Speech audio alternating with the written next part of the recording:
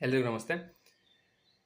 ನಮ್ಮ ಸುತ್ತಮುತ್ತ ನೋಡಿರ್ತೀವಿ, ಕೇಳಿರ್ತೀವಿ ಎಷ್ಟೋ ಜನ ಕೆಲವೊಂದು ದುಶ್ಚಟಗಳಿಗೆ ಆಲ್ಕೋಹಾಲ್ ಆಗಿರ್ಬೋದು, ತಂಬಾಕು ಆಗಿರ್ಬೋದು, ಇನ್ಯಾವುದೇ ಮಾದಕ ವ್ಯಸನಗಳಿಗಾಗಿರ್ಬೋದು ಅಥವಾ ಇತ್ತೀಚೆಗೆ ಹೆಚ್ಚಾಗಿ ಕಂಡುಬರುವಂಥ ಇಂಟರ್ನೆಟ್ ಅಡಿಕ್ಷನ್, ಗ್ಯಾಮ್ಲಿಂಗ್ ಡಿಸಾರ್ಡರ್ ಈ ರೀತಿಯಾಗಿ ಹಲವಾರು ದುಶ್ಚಟಗಳಿಗೆ ಬಲಿಯಾಗ್ತಾರೆ.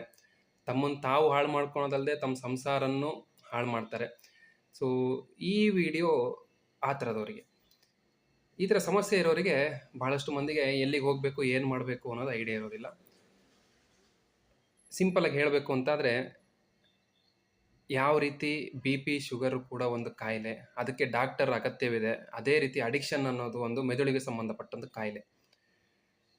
ಆ ಒಂದು ಕಾಯಿಲೆಯಲ್ಲಿ ಬಳಲ್ತಿರೋರಿಗೆ ಸುತ್ತಮುತ್ತ ಇರುವಂಥ ಯಾವುದೇ ಸೈಕಿಯಾಟ್ರಿಸ್ಟ್ ಅಥವಾ ಡಿ ಅಡಿಕ್ಷನ್ ಸ್ಪೆಷಲಿಸ್ಟ್ ಹತ್ರ ಕರ್ಕೊಂಡು ಹೋದರೆ ಅವರು ಅಸೆಸ್ಮೆಂಟ್ ಮಾಡಿ ಅದಕ್ಕೆ ಸೂಕ್ತ ಪರಿಹಾರನ ಕಂಡುಹಿಡಿ.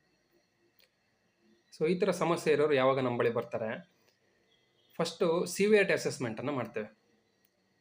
ಆ ವ್ಯಕ್ತಿ ಎಷ್ಟು ಸಮಯದಿಂದ ಎಷ್ಟು ಕ್ವಾಂಟಿಟಿಯನ್ನು ಸೇವನೆ ಮಾಡ್ತಿದ್ದಾರೆ, ಯಾವ ಥರ ಬಿಡೋದಕ್ಕೆ ಪ್ರಯತ್ನ ಪಟ್ಟಿದ್ದಾರಾ, ಇನ್ಕ್ರೀಸಿಂಗ್ ಕ್ವಾಂಟಿಟಿ ಅಂದರೆ ಟಾಲರೆನ್ಸ್ ಇದೆಯಾ. ಸೊ ಅಡಿಕ್ಷನ್ ಅನ್ನೋ ಕ್ರೈಟೀರಿಯಾನ ಫುಲ್ಫಿಲ್ ಆಗ್ತಾ ಇದೆಯಾ ನೋಡ್ತೇವೆ.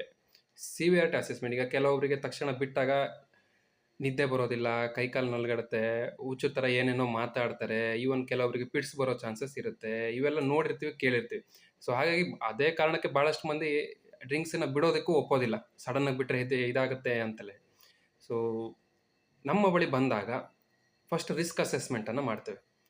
ತೀವ್ರತೆಯಲ್ಲಿ ಎಷ್ಟು ಮಟ್ಟಿಗೆ ಇದೆ, ಮನೆಯಲ್ಲಿ ಅವರಿಗೆ ಟ್ರೀಟ್ಮೆಂಟ್ ಮಾಡಬಹುದಾ ಅಥವಾ ಅವರಿಗೆ ಹಾಸ್ಪಿಟಲ್ ಟ್ರೀಟ್ಮೆಂಟ್ ಅಗತ್ಯ ಇದೆಯೋ ಅನ್ನೋದನ್ನು ನೋಡಿ ಅದಕ್ಕೆ ಅನುಗುಣವಾಗಿ ಟ್ರೀಟ್ಮೆಂಟನ್ನು ಕೊಡ್ತೇವೆ.